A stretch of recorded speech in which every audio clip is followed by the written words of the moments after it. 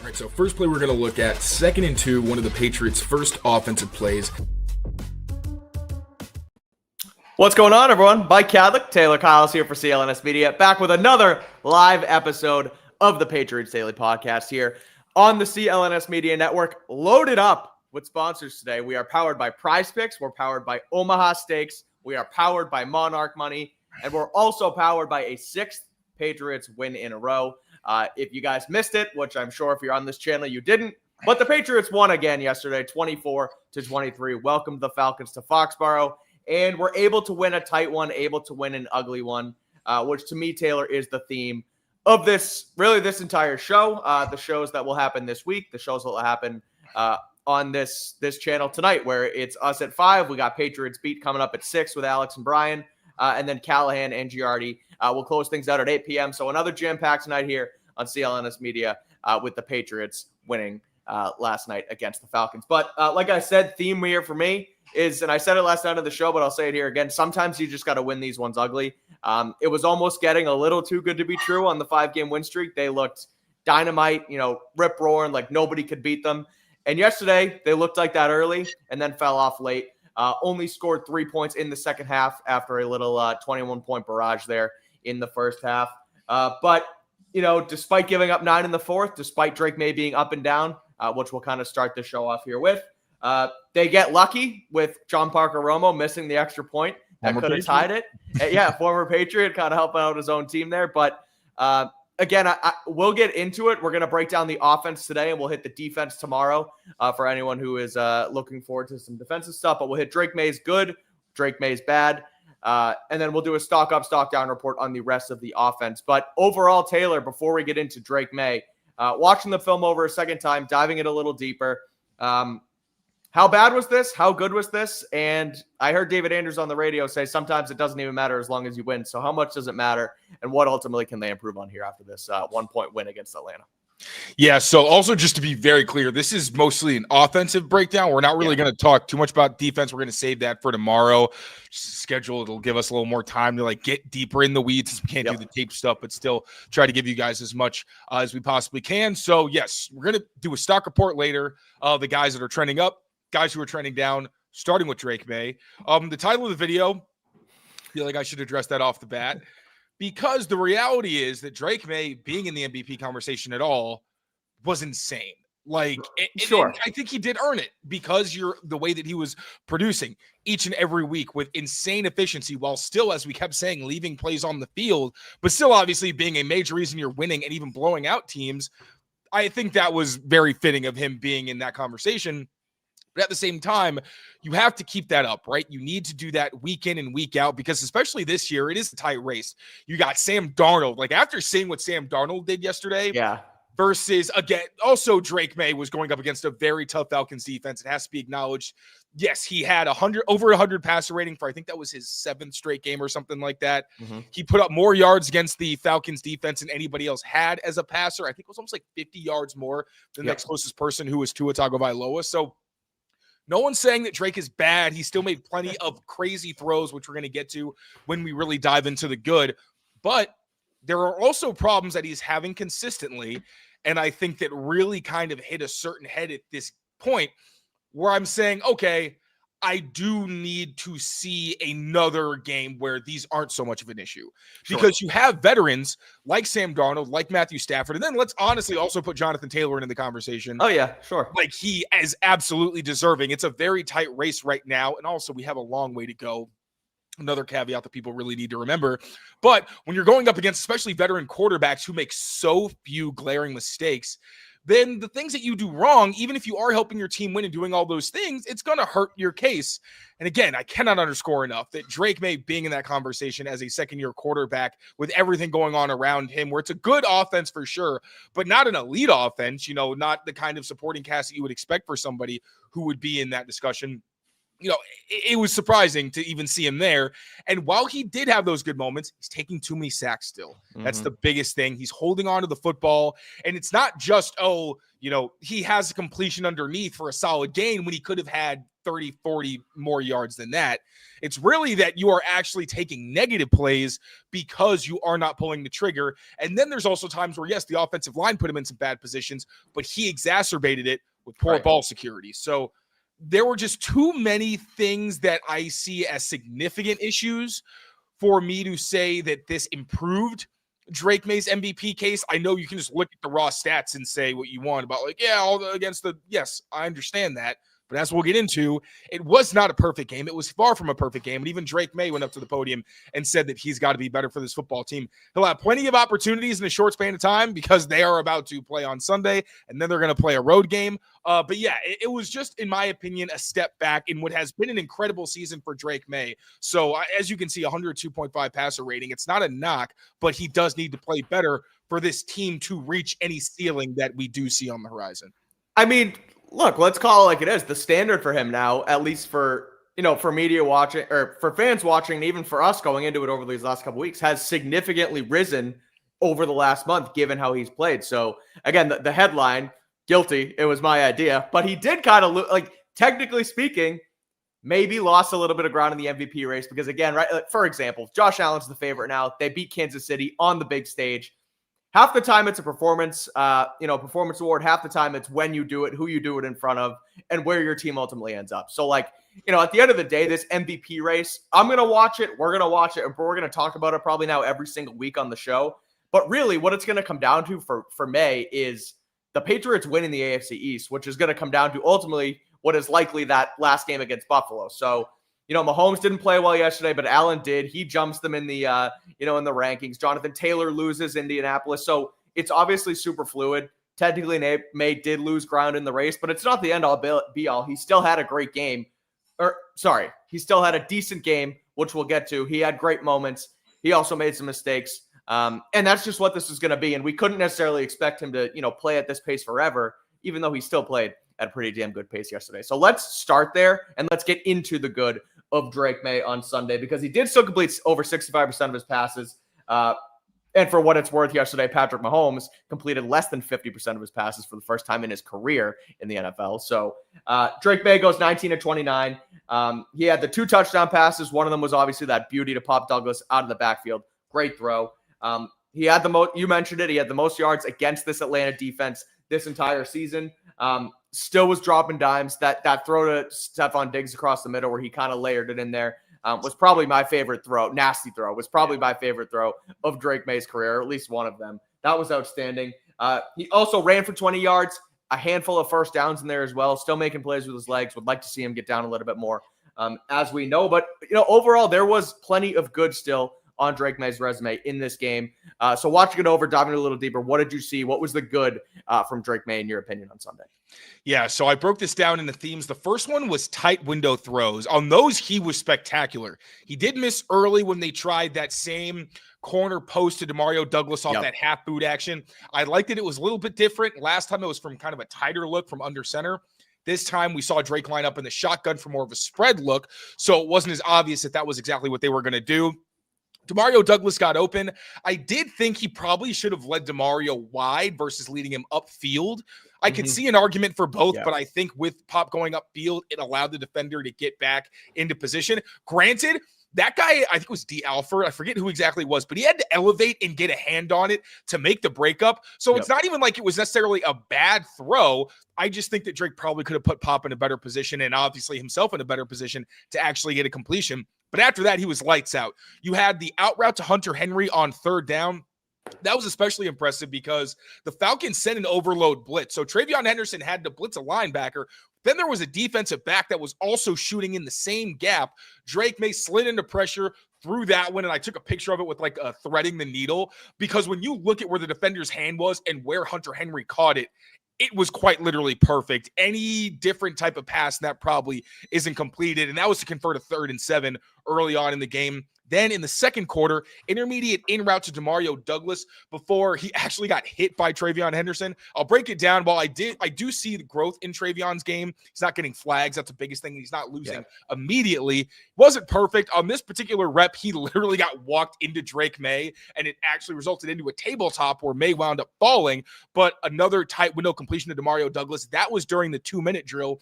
And then he also had a slant to Matt Collins. That was on a 3rd and 4 during a 2-minute drill. And that was I think that was the only time he actually threw at AJ Terrell. I think it was the only time he threw at AJ Terrell, and there was a defender who was dropping underneath it. So there were 2 guys there, but Drake did a good job of not leading him into a bigger hit for that dropping defender. So good job there. And AJ Terrell was all over the route. Then there was that out comeback, aka squirrel route to Demario Douglas. It was the same concept that Kayshon Boutte scored on in Atlanta, where we saw it. We were like, damn, Pop got wide open. Oh, yeah. So much so that the defender kind of got turned around and then I think saw Kayshon Boutte and peeled off. This time, Drake actually ends up throwing to Demario Douglas and shows amazing anticipation. So live, I didn't love the throw because it was a little bit inside and Pop. Pop had to go fight for it. Yeah. And it was a great job by him to go up, box the guy out, and make that catch near the sideline with the defender draped over him. But when you see how early Drake Maye threw it, I'll give him a bit of a pass. Pop hadn't even gotten to the top of his route. He had gotten through the initial fake, but he hadn't gotten to the point where he started to come back downhill. Drake had already let the ball go. So really impressive effort from Drake Maye. Also great job from Demario Douglas paying it off. And that's one thing that I think we tried to highlight, but need to continue to highlight is when Drake Maye has this downfield success, there's also somebody catching it because he's going to test tight windows. He's going to try to throw you open. And it takes these guys actually paying it off when maybe his ball accuracy isn't quite perfect like on this throw, but he's still making generally good attempts that you have to still say, hey, hats off to the receivers for making the play. And that's the case on pretty much all of these because, again, they're tight window throws. It's hard on the quarterback, but it's also hard on the pass catcher. Then finally, as you mentioned, that layered throw to Stephon Diggs. Technically, like if you look at next-gen stats, it's not considered a tight window throw because Diggs was open. Right. When you do consider there was a bailing defender where if you just put that on a line, it might get tipped. Instead, he does a great job putting enough air on it that Stephon Diggs can make a nice adjustment, kind of reach out and make the grab between zone defenders. So on those throws, when you're looking through, you're like, damn, man, I can still criticize Drake Maye on quite a few moments in this game. But you also look at 5 throws where it's like, damn. And those are key conversions as well. Key conversions, explosive plays. So you got to give him credit for those. So when I look at the top of the list of what really made me say wow from Drake Maye in this game, it's those being able to thread the needle even when you had some of these defenders right on guys' hips. We talked about how last week there were some struggles against man coverage for different reasons. But when guys are open, you got to pay it off. And when they're not, you still got to give them a chance. And I thought Drake did a pretty good job of that yesterday. 100%. No, he was awesome. And again, there was some where, like you mentioned, the throw to Pop over, over the half boot where he kind of threw it back. It was like, okay, you just missed him there. There was a little bit less, frankly, accuracy on those throws, and as mentioned by the 65 completion percentage. But like, there was still plenty of evidence to show that this isn't a deteriorating part of his game by any means. He still had it. He still showed it. And he was awesome. Also, a couple short throws in there that you wanted to mention, and some scramble stuff from Drake as well.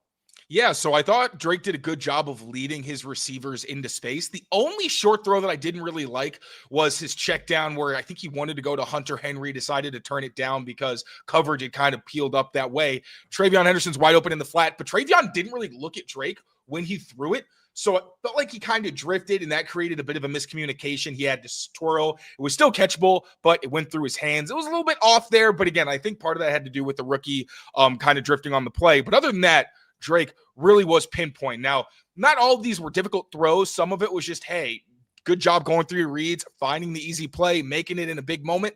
That was the case on a 3rd and 7 check down to Hunter Henry. Henry helped out the tackle, leaked out into the flat, but he kind of got upfield. Drake Maye found his man. Good catch. It was also, again, it's wide open, but it was accurate, led Hunter Henry into space. So that was a really good conversion on 3rd and 10. There was a spot route to Stephon Diggs for the touchdown. Another one where, yes, he was pretty open. But it was a good job by Drake identifying, because it looked like at first this was a pattern. I think they ran 4 times in the game where it was a spot route from Pop, and then Hunter Henry would go into a stack behind either Austin Hooper or Mac Hollins, and then run some type of option route trying to get into space. The Falcons basically flooded that side of the field, so Drake said, bet, I'm going to go back to Steph, hit Stephon Diggs in space, and then Diggs works his magic, like he said to us after the game. I still got it, and he absolutely does, because he made one of the linebackers. That was crazy. Yeah, he made him look bad. I showed him the picture that I screenshotted of, like, bro, did you see this? He's like, hey, I still got it. So doing that to the 31. Good. Exactly. So the first one, again, neither one of these are high difficulty plays necessarily, but it's impressive that Drake in 2 critical situations in these instances was able to find the right receiver and get it to him, especially as someone who was not on his initial read for both times. There's also the juke to Hunter Henry, open target, but still led him upfield, allowed that to turn into a chunk gain rather than just the short gain it was. They actually wound up moving the chains. Also, the game sealer to Hunter Henry. Now, it wasn't a perfect throw. Hunter did kind of have to adjust to it, but there was a rough stretch the series before for the Patriots offense, so credit to Drake Maye for getting the ball there, and for Hunter not only catching it, but sliding, keeping the clock going. I don't think he needed to, but still, no reason to go out of bounds. Might as well just stay safe. And also, I saw somebody say that the Patriots receivers, it was a pick, and that they should have been flagged for OPI. I saw that too. Someone say that, yeah. Yeah, that's not true, because I've seen their playbook. They have specific pick plays where, like, you're not even running a real route. You're basically just kind of slow playing it and trying to get in the way. But you can see that it's tight coverage. So that's part of the reason why there's so much traffic. And they're looking for the ball. Matt Collins, I think it might have been Kyle Williams, whoever the other receiver was. They're looking for the ball, and when there's contact, it's more incidental than there was another one I thought Jack Westover kind of got away with, where Drake throws it, and as Henderson's about to catch it, he makes contact and then throws his hands up. That's a pick. And you can tell from body language when someone is trying to run into someone and when they're not. I understand it's kind of on the line, but even Mac, I was looking at the interviews earlier today, and even Mac Collins said, no, we were actually options on that route. And I thought the same when I watched it. So, yeah, that was not a pick play. It was just a linebacker. Took forever to get there. He kept looking back and forth between Drake and Hunter. And I'm looking there like, even live, I was like, what is this guy doing? Yeah, right. And Hunter gets wide open because that was his man. So, yeah, good job by Drake finding the open man, oftentimes not on his first read, and just giving them catchable balls underneath so that they were able to make some plays in space for bigger gains. 100%. Yeah, it's funny, the pick plays, how it's like, obviously some of them are designed that way. Others are designed where, you do have to pretend like you're running a route so that you don't get called for a pick, and you got to make it kind of obvious. But like you said, Matt Collins after the game, I was right there in his scrum too. He was asked about it. He was like, no, I was looking for the ball as well. Like that wasn't even by design to try and do this. Like that literally was just, how it was. So some good stuff there on the short throws. And then the scrambles from Drake as well, which he ran for 20 yards. He had a couple of first downs. He did have the play where he said it himself. He cut back, and I'm not someone who should be cutting back across the field trying to get more yards, but he was like, I did it anyway, and it worked. And then he ended up, he does not want to go down at all, which I get it. I commend him for it, because he's like, when he is as athletic as he is and he gets a little bit of open space, sometimes it's kind of, you can see his head looking around like a chicken with its head cut off, but he knows how to read it out too. So it's scary, but he got it done, and he had a couple good ones, and did have to run around a little bit because of this offensive line, which we'll get to a little later on. But what did you see from Drake on the ground yesterday as well? Yeah, so ironically, I had some issues with the sacks that he took. On a couple of those, you could see he did try to scramble, but they didn't count, and it doesn't fit the theme I'm going for. So okay. I actually did think that on the 5 plays that counted as scrambles, I like the decision-making, and that's generally, we've talked about it. I've had some issues with his decisions to scramble, because sometimes I think he's got somebody wide open and just decides to run instead. Similar issues popped up, but when he actually did run and get past the line of scrimmage, I thought that he made the right move. The explosive scramble, so that was on Haas juke. The Falcons did a pretty good job covering up the juke route, and really the only thing I saw was a seam. The safety wasn't shading that way. I think it was Kayshon Boutte who was actually there. But I also understood why Drake didn't want to throw it. The flat, I think the corners were kind of sitting on those. So instead, he sees space, decides to take off, like you said, makes the cutback, and it turns into an explosive gain. As much as I can nitpick, I was like, you know what? I'm not going to on this one. It was an explosive play. There wasn't much of a bigger play to be had that was just like, oh, why wouldn't you do this? So I gave him not even a pass there, but I thought overall it was a good decision and a big play. Then he had in the second quarter on a 2nd and 8, 7 minutes and 6 seconds remaining. He had a scramble up the middle, but there was an unblocked edge blitz. So a linebacker, I think it was Ronnie Harrison, started at the second level, crept down late and blitzed off the edge. The Patriots slid to the right side, so they only had 2 blockers for the left. Drake just had to make something happen. I don't think he had time to actually let the ball go. The only option I thought he had, and I really like this design. I love when there's downfield concepts, but you also have kind of a screen in the flat where it was that it's called a go-go formation. It's kind of what they also use with the Kairos Tonga play where you're in shotgun and there's an offset running back, but it's kind of like almost like pistol where there's like that sidecar, but the fullback is in front of the running back. So that's, I don't know why it's called exactly, but yeah, it's like a pistol next to the quarterback. I hope I'm describing that well, but I can't remember what exactly the play was. You had Jack Westover leading and waiting for a potential check down to Travion Henderson, and he was going to be able to block. I thought that could have been a good play, but I also don't think it was realistic for Drake to get there, given he knew that there was an unblocked defender. Just tried to go up the middle of the pocket and get as much as he can. I think he only got a couple, but I really didn't mind the decision there. There was a scramble right on a bootleg during the 2-minute drill. Also, I thought it was a smart decision to slide. He might have been able to throw to Kyle Williams across his body, but he hasn't really shown a willingness to throw those. I don't particularly mind. If you can do it, and I've seen you do it, awesome. If you don't want to, quarterbacks are taught not to do those kinds of things. Drake Maye, the rules are a little bit different, but I didn't think that he had any easy options open. And the slide was smart because if he'd gone out of bounds, it would have allowed the Falcons to keep a timeout. Instead, him going down, you didn't know whether the Patriots were going to get a first down. They wound up doing so before a strip sack, but they didn't know. So I thought that was a really heads up play from Drake Maye. Wanted to show some appreciation for that. Converted in the red zone on 3rd and 2 on a scramble. Now, this was one where I thought he might have had Stephon Diggs was covered initially. I thought he might have had him late. So Drake initially looks left, and he clearly wants Stephon Diggs. I thought that Travion Henderson was open in the flat. There was some kind of miscommunication where 2 guys wound up covering Stephon Diggs. I think Drake was trying to pump and get him open as the route developed. But then he got pressure, decided to bail. And honestly, I thought that it was a 3rd down conversion in a critical moment. So if you don't love the look, you still get conversion. I'm cool with that.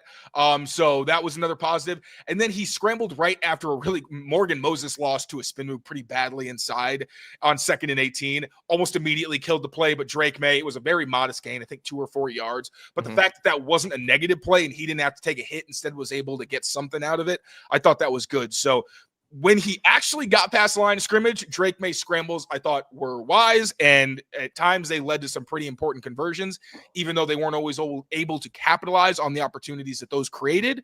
But after a few weeks of being like, why is Drake Maye running at some of the times he is, it was nice to go through it and be like, oh, okay, that was more than enough for me to not really see this as, or to at least think that there is a level of improvement in that area of this game. Yeah, it's not being as detrimental as, we've kind of thought. And like even Mike Vrabel didn't go up to the podium after and be like, no, Drake's got to slide here. He's got to slide there. Exactly. And that's happened in the past. He's been asked about it in the past. McDaniels has been asked about it. And that wasn't really a topic of discussion in this one. Because like you said, he did so. He used his legs to his advantage. But really besides that one play where, again, the cutback where it looked like he kind of could have put himself in harm's way, he really didn't. So he was smart about it yesterday. So good stuff from Drake on the ground. That is the good from Drake Maye's performance on Sunday. We're going to get into not only the bad, but the shit that potentially gets you beat, even though they won in just a second here. But first, I got to tell you about our friends over at Prize Picks, because as you guys know, Prize Picks is the exclusive daily fantasy partner of the CLNS Media Network. And this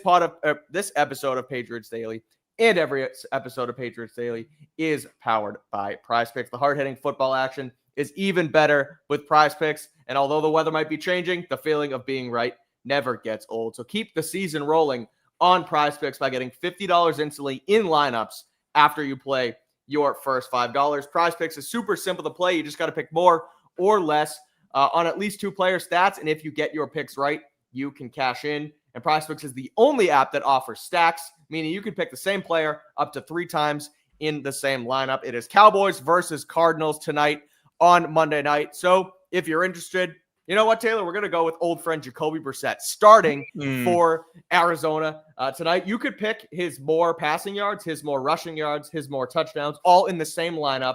And if it hits, you can cash it in only on Prize Picks. So what are you waiting for? Download the PrizePicks app today. Use code CLNS to get $50 in lineups after you play your first $5 lineup. Again, that's code CLNS to get $50 in lineups after you play your first $5 lineup. PrizePicks, it's good to be right. Again, shout out PrizePicks. I will tweet out a PrizePicks lineup later. I don't know if I'm actually going to take Jacoby's more in all those categories, but I will throw Jacoby in there just for fun.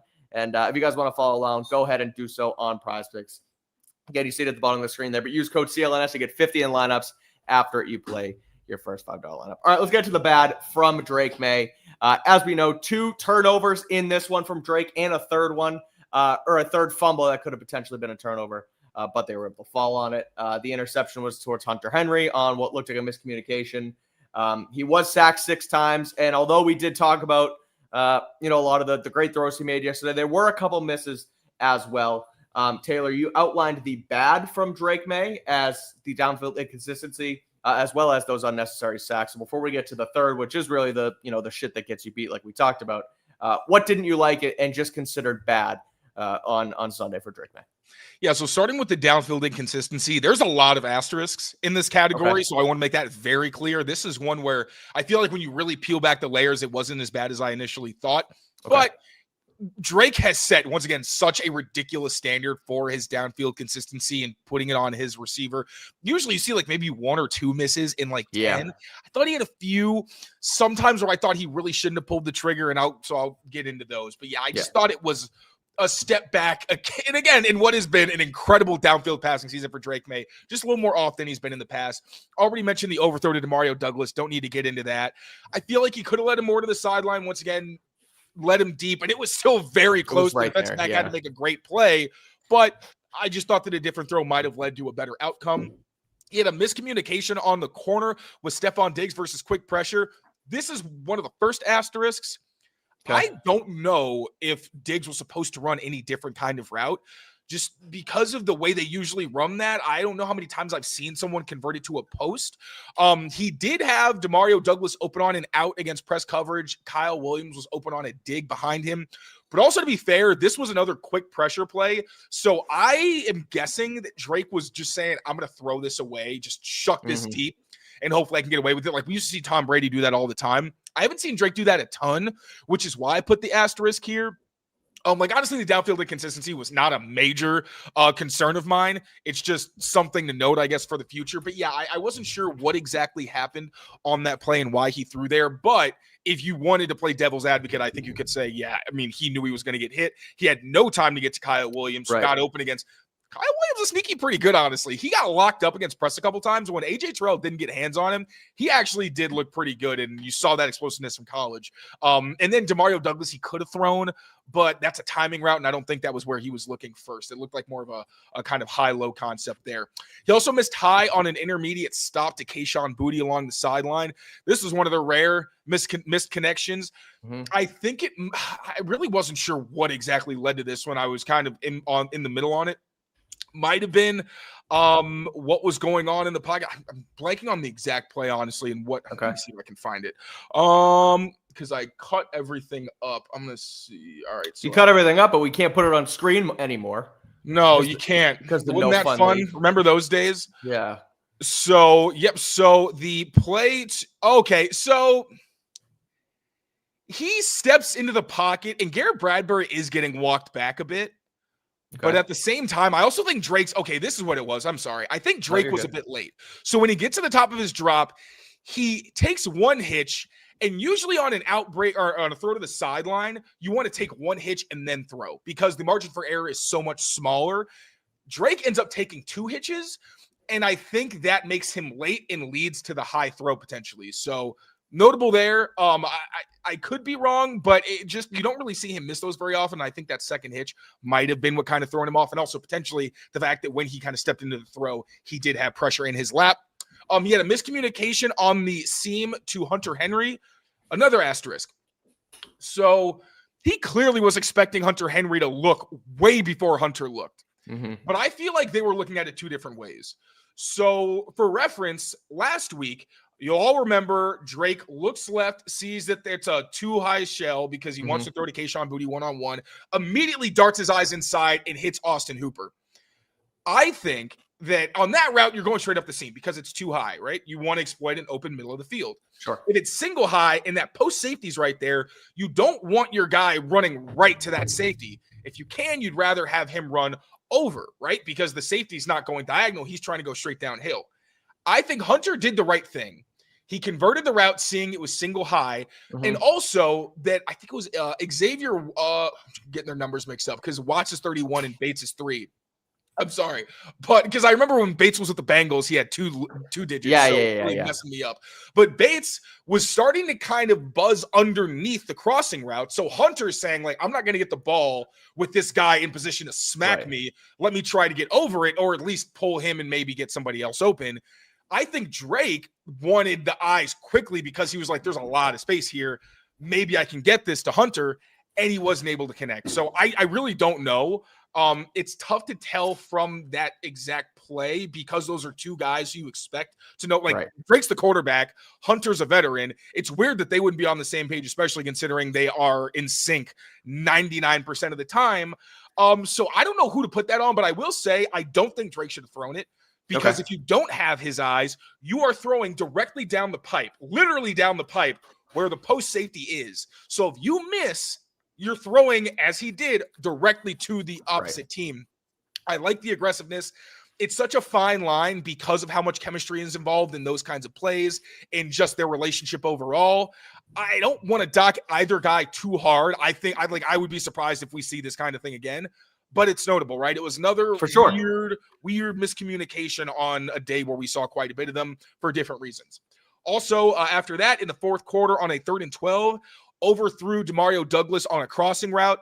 Another asterisk because he had pressure right in his lap. Like, Drake let it go while I think his foot might have been getting stepped on, but like he had Will Campbell and a defender in his lap and couldn't really even follow through. And I think he tried to lead Demario Douglas into space because if he kept going across that time, he was kind of running into some traffic. I understood maybe wanting to lead him, but a little too much mustard on it. Not going to kill him for it. Again, the dude got hit, but it was a miss technically, so it just goes down in the book. And also the Kyle Williams slant. This is the last asterisk. I think that was on Kyle Williams. Because earlier in the game, they ran the same concept where it was 2 slants on one side. And then you had a hook from Hunter Henry where he's just running a stick. And then Matt Collins is running a vertical route. It was the same play, but Kayshon ran it in 3 steps. Kyle Williams ran it in 5. On what was a pretty good day from Kyle Williams when you just look at, he's getting open, that was a pretty egregious error. And I always think of, and this is different because it was over the middle, I always think of that Kendrick Bourne play where Mac tried to hit him over the middle against the Cowboys. And it got popped up and intercepted. And then it looked like Mac did the wrong thing, but KB after the game was like, I didn't have enough steps or I ran the wrong route. So really, I want to acknowledge downfield inconsistency, but I think this is more of a Patriots passing attack, down or bad, more than it is Drake Maye, because there were a lot of teeny tiny factors where I think if you just separate the plays where you're a little confused about who was responsible or where Drake had an understandable miss, then you're only looking at like 2, maybe 3 real misses. So again, I'm not killing him for it. I would just like to see the offense as a whole be better in those situations because we've seen just how deadly they can be when Drake lets it rip. Their best downfield receiver in Kayshon Boutte left the game early with the hamstring injury as well. So that can that trickle down effect with the rest and kind of how you want to attack that part of the field without your best player there obviously can have an effect on that too. And I think this may have in this one. Now, before we get to the 2, the sacks that you wanted to hit on Drake Maye's bad, I want to throw up this super chat from Jeff. First of all, thank you, Jeff, for that. Thanks, Jeff. But he mentioned, and it's a good point, is there something to be said that this is just a really good Falcons defense and sometimes defenses just play well against other quarterbacks? Like they shut down Josh Allen a couple weeks ago. And I think that realistically, we talked about the MVP conversation and Drake Maye not being as good this week, whatever. But at the end of the day, like they just faced a really good defense. They still were able to put up 24 points and won the game because of it. And again, we mentioned in the good, but like he got the best of this Atlanta Falcons defense, or the better of it than anybody else did all year. He threw for the most yards against them, and they put up 24 points. So, like, yes, he has, places to improve here, but they still got the job done against the best team against the pass so far this year in Atlanta. So, Absolutely. And yes, the Falcons are very good. We knew that this was not going to be a walk in the park. We knew there'd be opportunities, but even studying this, my keys to Drake Maye throwing downfield were moving the safeties with his eyes. He didn't really do that. Attacking my cues, which they did do with some pretty solid consistency, and then creating mismatches with the safeties, which I didn't think were always exploited. I'll talk about that. But like, there weren't a lot of ways that you could just pick on these guys. They were lucky Divine Diablo wasn't in the game because he's a better coverage linebacker, and that Hunter Henry play might not have happened the same way where he's able to convert on a key third down ice thing. So yes, give the Falcons credit, tip their cap. Mike Vrabel kind of mentioned that, not necessarily about the offense specifically, but that, you have to understand when other teams are making good plays. Right. That said, if you're looking at it from what's Drake thinking about this, right? Like, if you're his coach, what are you telling him? Yes, you have to hold him to a high standard, but also you can give him some love. You can say, hey, I understand why you did this. And I think we try to do that the best we can. Definitely. There are certain things I have very little tolerance for, though. And especially in the game that you almost lost. Stephon Diggs said it felt like a loss because of how close it was and because they didn't play well enough. Frankly, like, it took me a while to feel like they won because I was emotionally preparing myself for them to blow it because of the past 2 years. They didn't. That's awesome. But you cannot say Drake Maye did play well enough to win the game. But you cannot say that you would feel confident with this performance against a team with a better offense. And that's saying a lot considering Drake Maye went Drake London went Super Saiyan and just decided to not drop anything that went his way in clutch situations. So yes, a lot of it had to do with the opponent, but if you go to the playoffs, you're going to face a lot of good defenses, the best defenses in the NFL. Every week you're alive. So you need to make those corrections, and we're only here to point them out because if Drake is on the upward trajectory, we're more than happy to come on here and say that. But if he is making mistakes that can screw you in tight games and really be huge momentum changers, as resilient as this team has been, you do not want to play that game, especially when you can be one and done later in the season. And they have 97% playoff odds. So it's not even like we're saying, if they're almost definitely going to make it unless the bottom falls out and Drake really starts playing poorly. So these are improvements they need to make if, as I said before, they want to hit the ceiling that we all think that they have. I read that. A lot of us think they have. I feel like how far they can get is still up for debate, understandably. I read that blurb in your story last night when you were you go into the elevator. You like kind of had to remind yourself, like, they did just win this game. They didn't lose. That was pretty funny. It was true. It felt like at the end when Atlanta was going to tie it, and it was really falling out, but they managed to get the win. So, all right, throw in those 2 sacks on Drake. What that you thought he could have potentially avoided before we hit a break and get to the stock up, stock down here.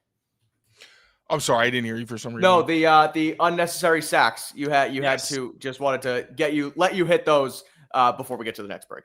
Yeah, so this is where things started to kind of go off the rails for me. And it wasn't just these sacks. Like, when we get to the shit that gets you beat, those were where I had a lot of trouble with the sacks. The first one that I didn't like was when he got sacked with Hunter Henry open on an out and Stephon Diggs open on a spot route. This was 24 seconds left in the first quarter. I mentioned it. He had the look that I think he wanted. And if he didn't have it, he could have looked backside. Instead, he didn't throw to either receiver and took a sack. I think he tried to take off up the middle of the pocket. And credit to the Falcons again. Their rush lane integrity was pretty spectacular, and they didn't give him as many lanes as other teams have. So you got to credit them as well. Also got sacked on a 7-step drop where Austin Hooper is wide open on an intermediate in-breaker. Like, he crosses the middle field defender who's kind of underneath. There was no excuse for not throwing that. My thought was that because Drake doesn't traditionally take 7 steps from under center, like that's like a San Francisco Brock Purdy, like West Coasty kind of thing. I have seen Josh McDaniels lean more into passes from under center, because if all you do is run or use play action, and we've seen this with Patriots teams in the past couple of years, teams are just going to blitz the hell out of you because it's like, all right, I'm either going to stop the running back or I'm going to stop the running back on the way to attacking you.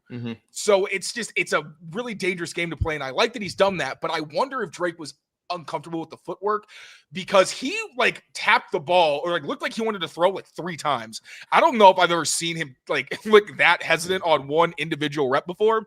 But that was a pretty egregious loss where you could have had an explosive play, gotten yourself closer to scoring territory or like approaching scoring territory. Instead, it turns into a negative play. So those are the only 2 in the bad because they put you behind the 8 ball. But there were others where not only did you lose the football, but you also missed key opportunities. Let's talk about those in just a second, but I do want to tell you guys first about our friends at Omaha Steaks because it's almost dinner time here, and look at that juicy burger on screen. Oh boy, I can't wait. I want to eat it too. I'm gonna eat it once we get off this show. We're gonna hit some Omaha Steaks here in the Kadlick household because Omaha Steaks is the official sponsor of tailgating. From legendary burgers to mouthwatering steaks, deli style franks, and so much more. You will elevate your next game day get together with America's original butcher. And right now, there is quite the sale going on at omahasteaks.com. You can get, just want to rephrase this. Huge sale on the site. And right now, it's 50% off site-wide, plus an extra $35 off when you use promo code Patriots at checkout. Terms apply. See site for details. It's an early Black Friday sale going on at omahasteaks.com, so you can use the opportunity to use this as, potentially Thanksgiving food, Christmas meals, etc. And it's some of the best quality meats out there. It truly is. Omaha Steaks hooks it up. So right now, head over there.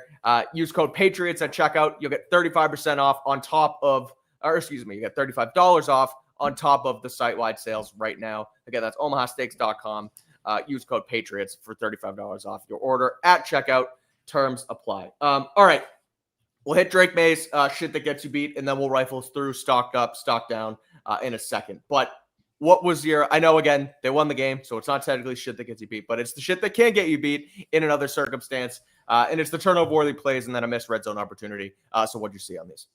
Yeah, so the fumble, the strip sack, initially was not on Drake because I know Garrett Bradbury mentioned, I asked, what are some things about twist that maybe some of us don't understand? In the past, I've had people tell me, I'm looking at alignments, and that's something where you literally you can know if you really study it, but I don't have time to look that deeply into an opposing team's pass rush plan.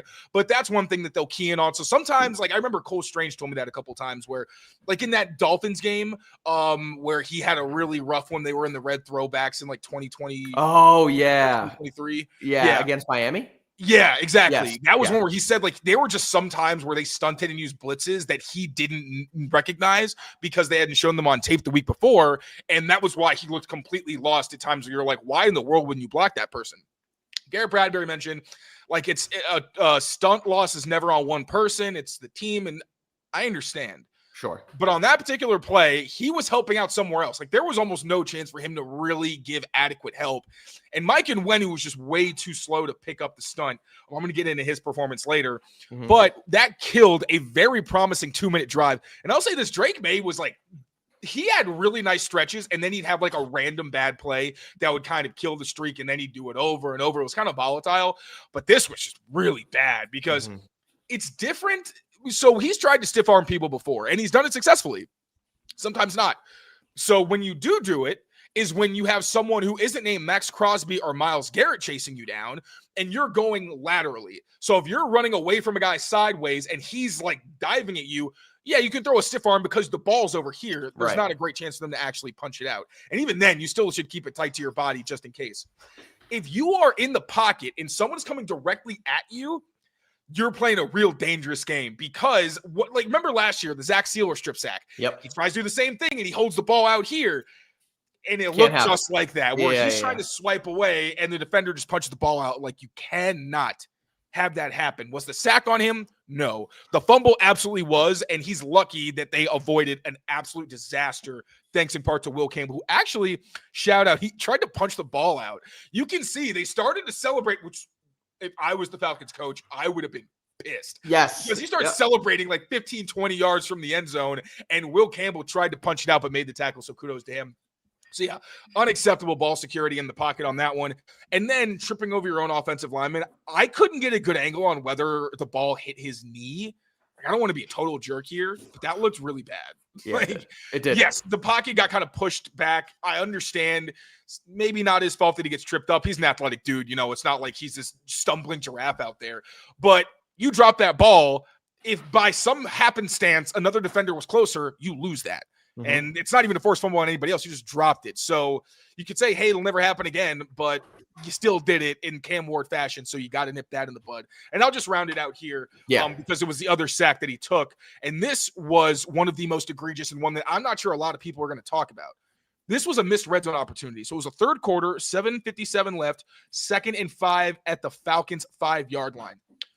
As I mentioned, one of my keys was trying to use formations to put safeties in positions where they had to cover wide receivers. That happened. You had a matchup where there were 3 receivers to one side, kind of like a bunchy look. I think it was Matt Collins coming in and running like a spot route, a corner from Hunter Henry, and then Travion Henderson, I think, was running a flat. The problem is the Falcons had 4 defenders covering that side. What's bigger, 3 or 4? 4. 6 or 7. Oh my God! Yeah. Okay, Sorry. 4 is bigger than 3, though. Did Caleb Chason do that today? I wasn't down in Foxborough. I don't know if he did it on purpose, but Reese got a perfect picture of it too. That was awesome. That was really funny. But anyway, they had 4 defenders to a 3 receiver or to a route with 3 receivers.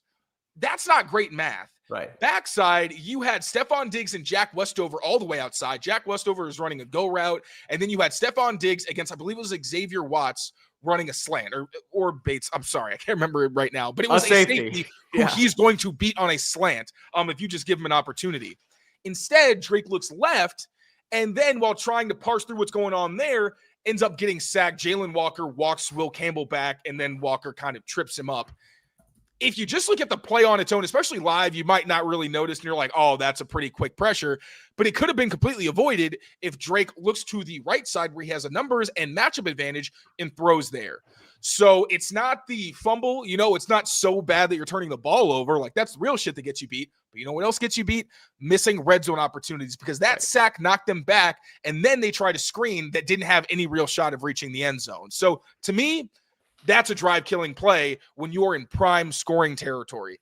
That's big for me. So I consider that the shit. I don't remember. I think that Mike Vrabel has mentioned missed opportunities as something that he puts in that category. Mm-hmm. And sometimes those can be ticky-tack a little bit. But in a one-possession game, you missing what could have been a very easy touchdown that Josh McDaniels had cooked up perfectly for you, and instead going backwards, you cannot have that. So there, again, the unnecessary sacks are the ones that were just in the bad category, where you have open receivers and you don't hit them and it's a negative play, but you're in space. It's only those 2 sacks that I had in the bad category were on first down. They do create the 2nd and longs that Mike Vrabel said they need to avoid, but you can still survive that, right? Right. It's a lot harder in the red zone when you don't have as much space to work with, and you cannot cough up the football. Nope. I don't care who you are. I don't care if you're on an MVP trajectory. You can't do it. And this isn't the first time that he's done it in the past couple games. He had done really well avoiding the negative plays and the turnover-worthy plays, and we gave him credit for that. All we said was at that point was like, we can be a little bit more accurate maybe at some points, and he can hit some more open receivers. That's the kind of problem that I'm okay having for an MVP candidate. I'm cool with that. Right. You can't be putting your team in a position where you are keeping points from being on the board or allowing the other team to steal possessions. So it was a really solid game for Drake Maye, given the standard that he has set this year. But there was just too many instances where I was like, if he does this with more consistency, this is going to be a real problem, and we're not going to be the only ones talking about it. So hopefully we don't have to keep harping on it, but he's got to protect the football better, and then they just got to get that downfield passing game in order as well. 100%. All right, we got just under 10 minutes left here to go on the show before Alex and Brian come up on Pat's beat. So I got to tell you about Monarch Money, and then we will rifle through our stock up, stock down. Like it or not, money is everything. Wrong one. I'm supposed to be talking on my own. It's a live read. So Monarch Money. Feel organized and confident in your finances with Monarch, an all-in-one personal finance tool that brings your entire financial life together on one clean interface on your laptop or your phone. Money is everything in this world. There's financial accounts, with your job, with your savings, with your checking accounts. You got mortgages, you got rent to pay, all that stuff, car payments. Monarch puts it all in one singular place. It is built for people with busy lives. I can attest to that completely. And if you've put off organizing your finances in the past, Monarch is for you. So don't leave money on the table, and don't let financial opportunities slip through the cracks. Use code Patriots at monarchmoney.com in your browser for half off your first year. Again, that's 50% off your first year at monarch.com/Patriots. Again, shout out Monarch, another great sponsor of this show. They help us keep our finances in check, and it's a great tool. It really is. And you can get $50 or 50% off your first year. Right now, use code Patriots at monarchmoney.com. All right, let's rifle through a stock up, stock down, Taylor. We'll start with the stock up. Pop Douglas has his first 100-yard game. Hunter Henry had 4 catches, 51 yards. Obviously had the key first down that we talked about earlier. And then the running backs were solid too. So that's just a precursor for what you got here. But who was in your stock up category from yesterday's game? Yeah, so like you said, Demario Douglas, Kayshon Boutte out, unfortunately, with the hamstring injury. Demario Douglas steps into the role of being the downfield receiver and pays it off. We all knew he had the potential. Mike Vrabel said after the game, we need more pop. Some people need more cowbell. The Patriots need more Pop Douglas in their lives. So it seems quite literally, his stock is going up because the head coach is telling you we need to find more ways to get Pop the football. The fact that he was able to track the ball from the backfield, I thought that was kind of underrated because it was a pretty ball, but good job to just catch it cleanly on the wheel route that Josh McDaniel schemed up for him. Also showing his speed and shiftiness on the deep catch, obviously. And then that squirrel route was really beautifully run as well. So credit to Demario Douglas for his best career game and one that has honestly been years in the making. I mean, years. I was glad. I forget who exactly said it. I think it was Diggs who was like, I mean, he should have had 100 already. Yeah. He should have had 100 a couple of times his rookie year and probably also last year. Like, it's crazy. And this year, too, there was a couple where, like, I can't believe that game against New Orleans wasn't a 100-yard game for him. Dude, I think if he hadn't gotten that play taken away, he would have had like 160 yards and 2 Yeah, right. Exactly. Yeah. Like insane. So yeah, like finally breaking through that wall under difficult circumstances as well. Obviously, we're sending our condolences to him and his family and also to Terrell Jennings. So showing love there, but awesome to see it. And also we all know who Pop is. Like great energy. The circumstances of the past couple of years obviously made things difficult. And I'm sure he had some growing up to do as well. But from all indications, he's really grown as a leader and obviously as a player on this team. Hopefully he continues to ascend with what we expect to be more opportunities. Hunter Henry, like we said, there was the miscommunication, obviously, that happened. There was also a play that he dropped it technically, but I also thought Drake didn't put him in a great position. But either way, he moved the chains 4 times on short targets. That was the most short conversions in week 1, tied with Brock Bowers and Chase Brown. Also, 3 of those were on third downs, including the tight window out that we talked about earlier and the game-sealing catch in the flat. So kudos to Hunter. Travion Henderson, man, the vision and contact balance continue to look good, even though he spent way more time on the inside than he did on the outside. Also thought he looked really elusive catching passes out of the backfield. This is Travion Henderson, the weapon, not exactly Travion Henderson, the pass blocker. I will get into that later, but when he had the ball in his hands, Travion did look very good. Terrell Jennings showed good footwork in tight spaces, I thought, ran through arm tackles, fell forward. You can see the power he has that differentiates him from Travion Henderson. Also looked good as a check down option, and he contributed to 3 tackles on the kickoff team. Come on, and like Terrell Jennings doing it in a lot of different phases. He's got some shout outs from Mike Vrabel for his special teams contributions, but also cool to see him being able to do it in multiple phases. And the kid, I mean, you can tell he works his butt off. Everybody talked about it. Diggs mentioned it. So cool to see him have success also under difficult circumstances. And Jack Westover, career high 31 snaps against the Falcons, and the 3rd straight game where he had over 15 offensive snaps. Okay. Jack Westover, man, I think Jack Westover season. Yeah, seriously, his stock is rising. Also, the things they can do with the fullbacks. Yeah. So fun. I love when Josh McDaniels breaks that out. So he's getting used more. He had some key blocks on the touchdown, also on Travion Henderson's biggest run, that 8-yard gain. And this is a game plan that featured him a lot because there was a lot of downfield stuff, also some toss. So they used him in different ways on the wing, in the backfield, straight behind in the eye, offset. So Jack Westover, don't be surprised if you see some more of him. He's clearly somebody that they like having in this offense, even if he isn't the traditional Josh McDaniels fullback. 100%. All right, close out here with the stock down. Now, Taylor, I'm looking at your stock down report here, and it's all offensive line, pass protection, and running. So Drake got sacked 6 times, as we know, but you also didn't like what you saw in the run game either. So before we get out of here, just break down what you saw from these guys and how they can improve, because that was, again, Drake has, I believe he's been sacked 54 times or 51 times, which is second most in the NFL, or 34 times, excuse me. 54 was way too high. 34 times behind only Cam Ward. So what do they got to do to protect the kid? I got to be fair to the offensive line because I thought almost every single sack that Drake Maye took could have been avoided. So I really put those on him.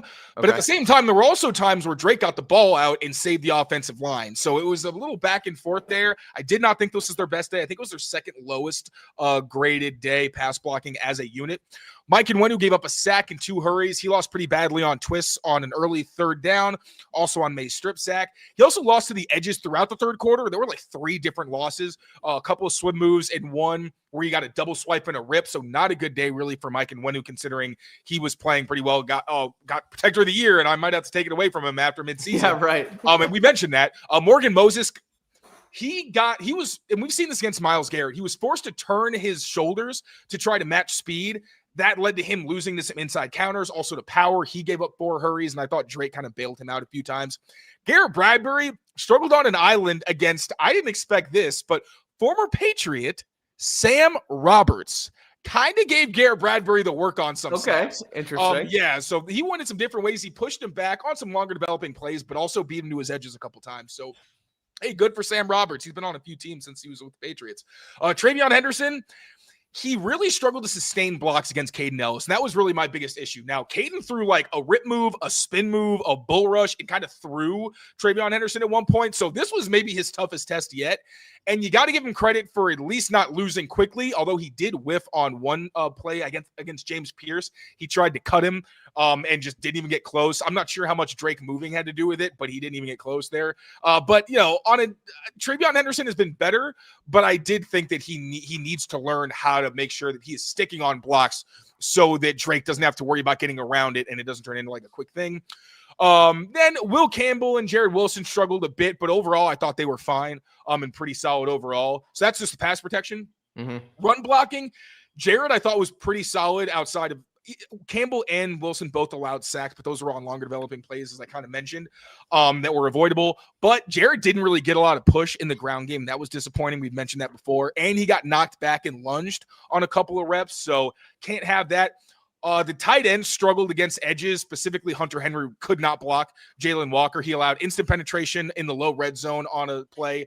Also struggled as a puller. He got blown up on 1 rep of GF counter. It was pretty rough. And he got thrown by Caden Ellis on a rep of duo. Mike Nwenu allowed himself to be stood up way too often for somebody who was supposed to be an elite run blocker. Also give up backside penetration on a trap run. It was kind of a difficult assignment, but more so I was disappointed of how inconsistent he was downhill. And then Mac Hollins failed to block Xavier Watts a couple times. It was actually the same duo concept in the low red zone, but in different quarters. Also didn't block James Pierce on that toss that got blown up for an 8-yard loss. But also Campbell kind of pulled out and might have made contact and hurt his block. Either way, they didn't get it done, and that was a huge loss for the run game on a day where they were pretty solid, if unspectacular. So I love to give the offensive line their flowers. And hey, there were still positive runs. There were multiple, almost 10, like beautiful pockets for Drake Maye on some longer developing plays. So it's not like the pass protection was terrible, but this is a group that before the past couple of weeks was one of the best units in the NFL. And while Drake Maye isn't helping their sack total, they are still losing more than you would like them to. So still some things to work on up front, especially Mike Nwenu. You need better from a guy making that much money and who's one veteran on a line that has 2 rookies on one side. Are you out of breath? You just talked a lot. That was impressive. Fast. I tried to. No, that was perfect. It flowed great. There was a couple times where I've went on a rant on this show, and all of a sudden I stopped talking. I'm like, so, yeah, my stomach hurts. No, good stuff. Appreciate the insight, Taylor. Killing it as always. We got to go because we have Pat's Beat coming up here, 6 o'clock. But that was our offensive breakdown from Patriots versus Falcons. Obviously won this one 24-23. We will break down the defense tomorrow on the show here, so make sure to keep it locked in here on Patriots Press Pass, Patriots Daily Pod, coming at you tomorrow with a defensive recap from this game. And as I mentioned, a jam-packed night here on CLNS Media. We have Patriots Beat with Alex Barth and Brian Hines coming up right now. And then Mike Giardi, Andrew Callahan will get together on the Pat's Interference podcast for their breakdown as well. So endless Patriots content here on the channel. So thank you guys as always for tuning in and watching, being active in the chat. And thank you for the birthday wishes also. I do appreciate it very much. I'm just not a big birthday person, but I'm very thankful. Bailey had happy birthday, Taylor Kyles, in the lowers. I knew you weren't a birthday person, so I didn't want to put it on you, but shout out, Taylor. Happy birthday to our friend here, Taylor Kyles, on the show. All right. Thank you all. Keep it right here because Pat's Beat is on right now. But until next time, we'll be back tomorrow. Take care of yourselves. Take care of each other, and we will see you soon. Peace out, everyone. Happy birthday.